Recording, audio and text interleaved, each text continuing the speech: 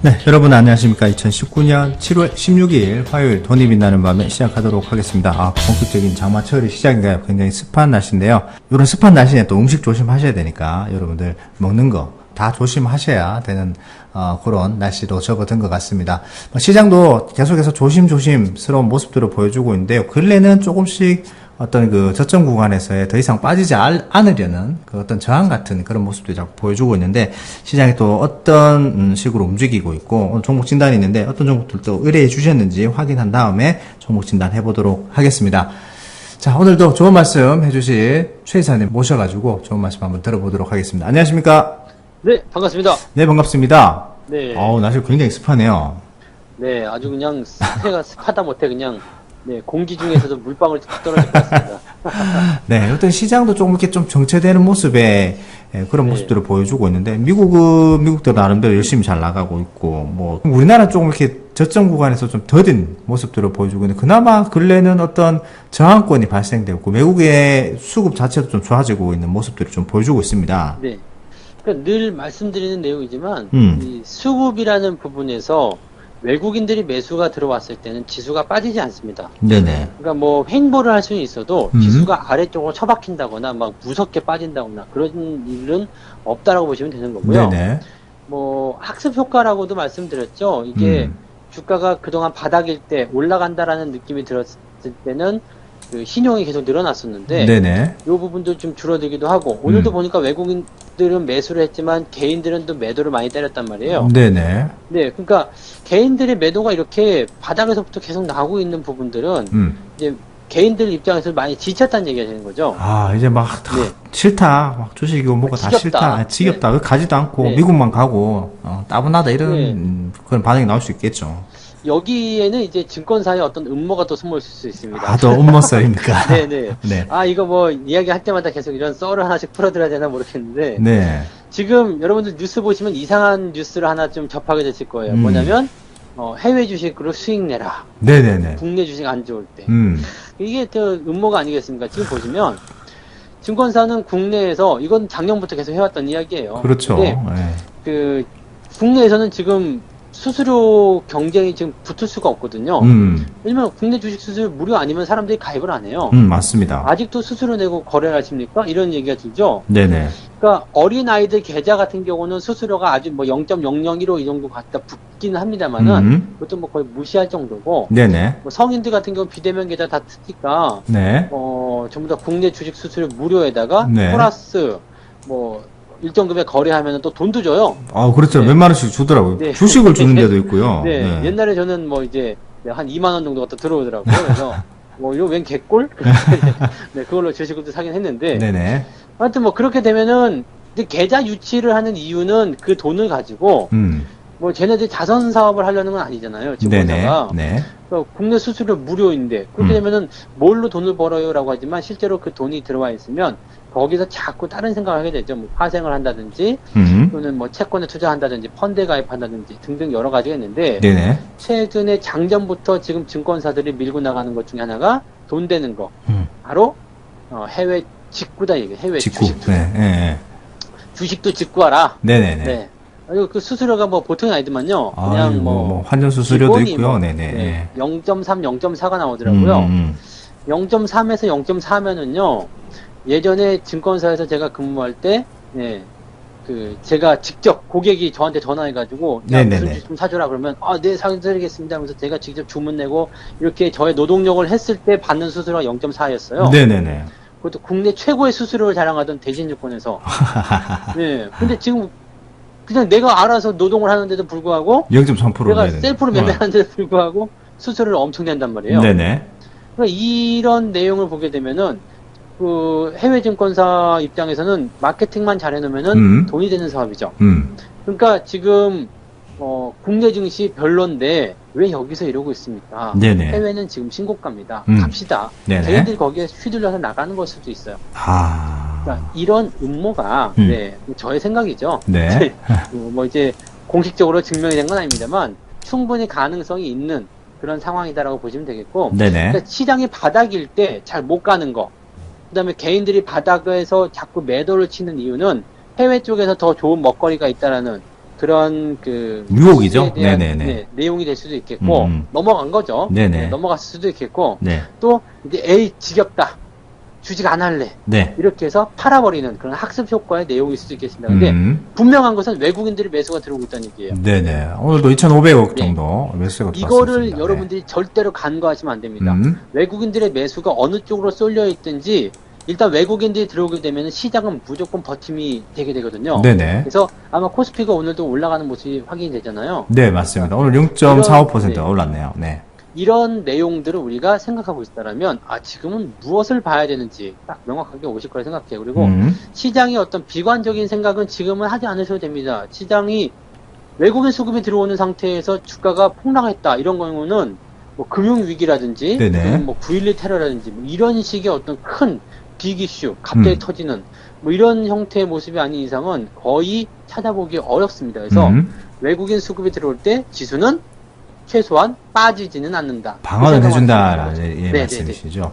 업종별 현황을 봐도 외국인들이 거래소에서 시총 상위 시가총액 상위주들을 위주로 좀 매수를 좀 하고 있는 상황인데, 그래서 그런지 시가총액 비중 상위인 종목들을 쭉 살펴보니까 근래 어떤 그 마이너스보다는 플러스인 확률이 더 많고, 오늘도 꽤 많은 시총 지금 한 26위까지의 종목들을 쭉 보고 있는데 플러스로 상승한 종목들 꽤 많습니다. 오늘 삼성전자 같은 경우에는 보합권이고요. SK하이닉스 장중에 좀 올랐다가 빠졌긴 했습니다만은 잘 버텨주고 있고, 현대차가 오늘 좀 유독 좀 빠졌는데 나머지 또 하락폭이 컸던 종목들이 또 상승을 하면서 시장 조금 받쳐주는 듯한 느낌이 계속 드네요. 맞아요. 그러니까 여기서 지금 우리가 또 생각해 볼 만한 부분은 코스닥은 못 가고 있다는 얘기죠. 그렇죠. 네. 코스닥은 왜 못 가느냐. 개인들. 그 연결이 딱 그렇게 맞아 떨어지나요? 퍼즐이 딱 맞아 떨어지지 않습니까? 딱딱 맞아 떨어지네요. 매수하면서 시총 상위권, 즉 시장과 관련된 지수 관련주들을 매수하고 있다는 부분이 되는 거고요. 네네. 지수 관련주들을 매수하게 되면은 개별주들은 재미가 없어요. 힘이 떨어지게 될 수밖에 없거든요. 또 최근에 코스닥은 바이오 사태가 있었기 때문에 또 주가가 많이 하락하는 모습도 있었고요. 네. 그러니까 요 내용들이 종합적으로 나오게 되면은 개인들이 좋아하는 이런 개별주나 이런 테마주 쪽에서 움직임도 잘 나오지 않고, 물론 가는 종목도 있겠지만은 전통적으로 생각하고 있었던 또 개인들이 많이 사가지고 있었던 종목들은 밑으로 처박히면서 개인들의 매도를 좀 유발시키고 있는 상태이고요. 그다음에 지수를 끌어서 올려주기 위한 그런 지수 관련주들에게 외국인들의 매수세가 쏠리면서 시장은 좋아지고 개인들의 수익률은 떨어지는 그런 형태의 모습이 나오게 된다는 거죠. 좀 아이러니하네요. 시장 수익률이 좋아질 때 개인들의 수익률도 같이 좋아지면 좋은데 약간 억받자나는 모습들이네요. 그래도 우리 뭐 주식학교에 계시는 분들은 뭐 일단 소수정예로 일단은 훈련을 잘 받으셨기 때문에 이런 시장이 아마 잘 적응하고 있으리라 생각합니다. 맞습니다. 이게 왔다 갔다 시장이 시계추처럼 왔다 갔다 하는 그런 반복 운동을 하고 있는데, 그 잘못 발을 디디게 되면 완전 이제 엇박자가 나는 구간이기 때문에 여러분들 공부를 좀 하시고 필요가 합니다. 시장을 보는 잘 모르면 차라리 그냥 가만히 있으면 돼요. 맞습니다. 가만히 있는 게 제자리로 돌아오거든요. 네네, 맞아요. 그러면 가만히 계시면 투자를 안 하고 가만히 시장을 잘 살펴만 보시면 돈을 또 잃지는 않은 거니까 소중한 내 자산을 지키고 또 매수의 타이밍을 잘 보실 수가 있기 때문에 정 잘 모를 때는 책을 보시는 게 더 낫지 않을까 생각을 봅니다. 코스닥 갔다가 코스피 갔다 이렇게 하지 마시고 굉장히 코스피에 가만히 계시거나 코스닥에 가만히 계시거나 아니면 기회를 노리고 현금을 들고 계시거나 뭐 그렇게 계시는 것도 괜찮아요. 근데 이리 갔다 저리 갔다면 어쨌든 손실을 보게 되어 있습니다. 그러실 필요가 없다는 말씀을 드려야 될 것 같아요. 네, 알겠습니다. 시장 상황들은 전체적으로 조금씩 받침이 되는, 그리고 매수세도 조금씩 들어오고 있는 그런 상황이다, 이렇게 보시면 될 것 같습니다. 다만 그 과정이 조금 지루하고 따분할 뿐이다, 이렇게 생각하시면 될 것 같네요. 자, 종목 진단 바로 넘어가 보도록 하겠습니다. 의뢰해 주신 종목이 있는데요. 바이넥스라는 종목이 있네요. 네. 바이넥스. 비중이 꽤 크신데, 이 바이넥스 같은 경우는 일단 그 의료 쪽이라고 봐야 되나요? 기업이. 네, 지금 최근에 나온 뉴스 5월 달에 보니까 중국 제약회사하고 합작법인을 설립하기로 했다. 그런 얘기도 좀 있고요. 그래서 지금 이 기업 같은 경우는 실적 같은 부분이나 뭐 이런 것들이 지금 썩 나쁘지 않아요. 개선되는 모습들이네요. 오히려 이제 조금씩 좋아지는 흑자로 전환되는 그런 형태의 모습으로 가고 있기 때문에 오히려 뭐 기대감을 좀 가져도 되는 것이 아니냐 이런 생각을 좀 해볼 수도 있긴 하겠습니다. 근데 네네. 추세를 역시 보시면은 이게 답답하죠. 네, 지금 갇혀있네요. 네. 네, 저항대가 너무 심해요. 그리고 이게 최근에 뭐 제약바이오 쪽에서 이렇게 좋은 흐름을 보이지 못하고 있기 때문에 많이 빠지진 않더라도 여기에서 상승으로 갈 수 있는 탄력은 좀 줄어 있지 않나라고 생각이 좀 듭니다. 그러니까 뭐 상황이 좋아진다고 하더라도 현재 시점에서는 탈출하려면 일단 추세가 개선이 되고 업황이 좋아져야 되는데 이 부분은 당장은 뭐 실현되기 좀 어려운 부분일 것 같아요. 그러면 이 종목은 좀 답답하겠지만 박스를 좀 그려야 되지 않을까 생각됩니다. 저점이 네. 9,000원 라인, 네. 이쪽은 13,000원 이 정도가 되겠죠. 그래서 뭐 지금은 당장 매도하실 이유까지는 없겠습니다만은 저점 지지가 되는지 확인 좀 해보시고요. 업황이 나쁘더라도 이렇게 그 실적이 좋아지거나 뭔가 자기만의 그런 그 개선 요인이 있는 종목들은 지지점을 웬만해서 깨지 않거든요. 그러니까 올라가지 못하더라도 횡보만 유지된다면 보유해볼 가치는 있겠다라고 보시면 되겠습니다. 근데 네네. 아직 뭐 매수라든지 또 뭐 추가적으로 비중을 늘린다거나 이런 식의 대응은 좋지 않을 것 같아요. 시간이 조금 일단 기본적으로 필요할 것 같은 그런 종목인 것 같습니다. 아, 비중은 지금 충분히 많으시거든요. 40% 정도 네네. 되신다고 하시니까 비중에 대한 부분 더 오히려 더 부담되실 거고, 좀 단기적인 매수 타이밍 자체가 단기적인 고점, 작년 4월달 같은 그런 기분이 좀 드는데요. 조금 이제 올라왔을 때 매수하신 것 같은 느낌이 드는데, 오히려 이제 상승분에 좀 비중을 좀 덜어내고 가벼운 마음으로 종목들 상승 흐름을 좀 지켜보시는 게 낫지 않을까 싶은데, 일단 뭐 흐름이 지지점을 잘 확인된다면 보유를 하라는 말씀을 해 주셨습니다. 일단 좀 더 지켜보시는 것도 괜찮아 보입니다. 네. 자, 다음 종목입니다. 아주 뭐 우리 일생생활에서 가장 많이 보는 대형마트인데요. 이마트에 대한 진단이 들어왔네요. 아, 이마트는 최근에 이제 실적이 계속 줄어들고 있는 것을 좀 주목해야 돼요. 네네. 2017년도에 실적이 제법 높았는데 그 이후에 매출은 늘어나지만 이익률이 좀 떨어지고 있어요. 그렇습니다. 네. 네, 이것은 이제 그 업무 효율이 잘 안 나온다는 느낌을 좀 받을 수 있겠죠. 네네. 지금 이 대형마트들이 이 업황의 사이클적으로 봤을 때는 이제 살짝 주춤거려야 되는 그런 상황이다라고 생각하실 수도 있겠습니다. 왜냐면 대형마트가 너무 많이 생겨서 경쟁 구도가 좀 심해졌는데 네. 이런 것들을 대신할 수 있는 마켓이 이제 온라인 마켓들이 생겨나고 있죠. 네네네. 네, 그러면서 이제 뭐 새벽 배송, 와, 샛별 맞습니다. 배송, 네. 새벽 네. 배송 뭐 그런 것도 있고요. 네, 그다음에 뭐 요즘에는 쿠팡 같은 데서는 일요일날, 토요일날도 주말에도 배송을 막 바로바로 해주더라고요. 굉장히 빠르더라고요. 네네. 이게 11시 50분에 밤 11시 50분에 주문해도 그 다음날 배송이 돼요. 네, 엄청 빨라요. 네. 네. 저도 주말 같은 때는 무언가 물건을 사야 된다. 그렇게 되면 무조건 저는 쿠팡 이용하거든요. 네네. 네, 우리는 한국 사람들도 그렇잖아요. 이렇게 바로바로 안 오면 또 기분 나쁘죠. 왜냐면 토요일날 주문했는데 이게 일반적인 루트를 타게 되면 화요일날 도착한단 말이에요. 그렇죠. 빨라도 이제 월요일. 네, 토, 일, 월, 화 4일 기다리면은 이게 저 같은 사람들은 이제 속이 시커멓게 타가지고요. 제가 됩니다.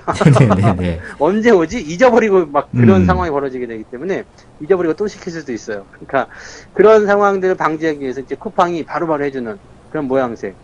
이런 상태가 있다라면 점점점 이런 대형마트들에 대한 매출이 좀 줄어들 수밖에 없는 상황이죠. 네. 지금 이마트에서도 이마트 몰을 하나 구축하고 있기도 하고요. 네네. 그다음에 뭐 쓱 배송 해가지고 뭐 당일 배송해주는 그런 부분들도 분명히 있긴 있습니다만은 이게 워낙에 또 그 온라인 마켓이 많이 생기게 되면서 또 온라인 마켓이 타겟팅을 하거든요. 그래요. 쿠팡 같은 경우는 배송에 대한 타겟팅, 네네. 그다음에 뭐 마켓컬리 같은 데는 이제 그 식품에 대한 새벽 배송에 대한 신선함이죠. 타겟팅하기 때문에 네네. 네. 이 전체 품목을 독식하고 있었던 이 대형마트에서 품목을 빼가고 있다는 얘기입니다. 그러니까 이런 상태라면은 계속적으로 지금 상황이 좀 악화될 수도 있는 부분이 있고 올해도 네네. 매출이 조금 줄어들 것이다라고 얘기가 되고 있죠. 그러니까 이런 내용들은 좀 주의가 좀 필요한 그런 내용일 거라 생각합니다. 다만 이마트가 자체적으로 여러 가지 부분에서의 어떤 그 구심점, 즉 뭐 노브랜드라든지 이런 부분들을 많이 런칭하고 있잖아요. 그다음에 네네. 편의점이라든지 이렇게 해서 업무에 좀 다각도적인 효율성을 좀 만들어내야 된다면 효율적인 부분에서 좀 돌아설 수 있는 모습이 나오지 않을까 이 생각을 좀 가질 수 있겠습니다. 네네네. 그래서 당장은 주가가 계속 하락세를 보이고 있기 때문에 좀 부담스럽다라고 볼 수 있겠습니다만 반등을 좀 기다려 봐야 되겠죠. 지금 현재로서는 추세가 저점을 잡지 못하는 모습인 것 같아요. 그렇다면 네네. 추가 하락에 대한 부분들도 우리가 좀 고민을 좀 해야 될 테고요. 그래서 비중이 혹시라도 많으시다라면 비중을 조금 줄여서 생각해 보시면 좋을 것 같은데, 뭐 전량을 매도한다거나 뭐 꼭 그러실 필요는 없을 것 같아요. 지금 그래도 아직까지 시장을 장악하고 있는 것은 이마트잖아요. 그렇죠, 그렇죠. 대형마트이기 네네. 때문에 네. 또 이걸 너무 부정적으로 보실 필요 없겠고, 최근에 또 주가가 5월달 들어서 많이 내려갔단 말이에요. 네. 이렇게 많이 내려가면서 이격이 벌어지면 단기적 반등이라고 나오게 됩니다. 그래서 너무 부정적으로만 보실 필요 없이 현재 시점에서는 반등을 조금 기다려 보시는 게 맞지 않겠나 생각이 되고요. 네네. 대신에 비중이 많으신 분들은 조금 축소하시는 것이 필요하지 않겠나, 요 말씀을 좀 드릴 수 있겠고, 네네. 매수 같은 부분들은 아직까지는 조금 기다리셔야 되지 않을까. 그래서 신규 매수에 대한 부분은 좋지 않겠다, 이렇게 보셔야 될 것 같습니다. 네, 이마트 같은 경우에 지금 의뢰하신 분은 18만 원대 의뢰를 하셔가지고 비중이 또 20% 정도 조금 많이 담으셨어요. 실질적으로 시장 상태가 오프라인 매장 같은 경우에 이제 포화 상태다 보니까 더 이상 더 매장 매출을 더 올릴 수 없는 상황이고, 또 온라인으로도 많은 부분이 조금씩 고객들이 조금 뺏기는 상황들. 근데 이제 또 마냥 또 지켜보지만 않을 이마트이기 때문에 바로 또 네네. 대응을 해서 하긴 하는데 조금 늦은 감이 있지 않았나라는, 좀 이렇게 기존 오프라인 호재성 재료도 좀 있긴 있어요. 네네네. 이제 최저임금 같은 경우도 인건비가 좀 부담이 됐을 거란 말이에요. 네네. 그래서 우리 동네 그 이마트도 좀 보니까 무인 점포를 막 세우고 있더라고요. 굉장히 무인 요즘 계단. 빨리 이제 가고 있더라고요. 네, 많이 하고 있는데, 네네. 다행히도 이제 내년도에, 다행인지 불행인지 모르겠습니다만, 최저임금이 시간당 8,950원으로 딱 정해졌죠. 네네. 그래서 일단은 인건비에 대한 부담이 조금 줄어들었다.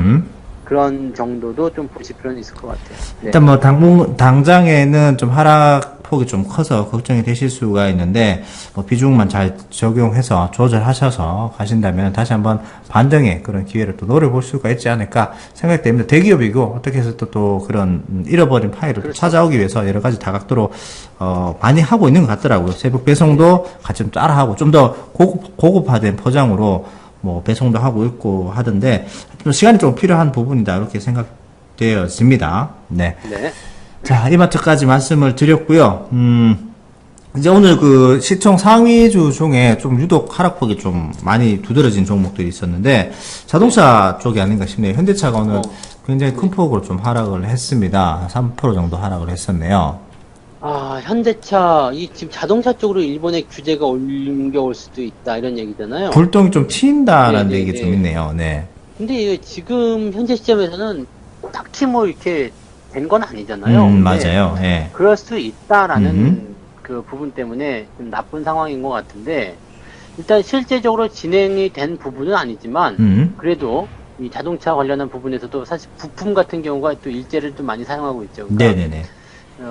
이런 것들도 지금 자동차를 한번 흔들어 버린다라면, 자동차 산업을 흔들어 버리게 된다라면, 요 내용도 한국의 어떤 수출 산업, 이런 쪽을 한번 타겟팅을 할 수 있는 그런 일본의 먹잇감이 될 수도 있겠죠. 그래서 네네.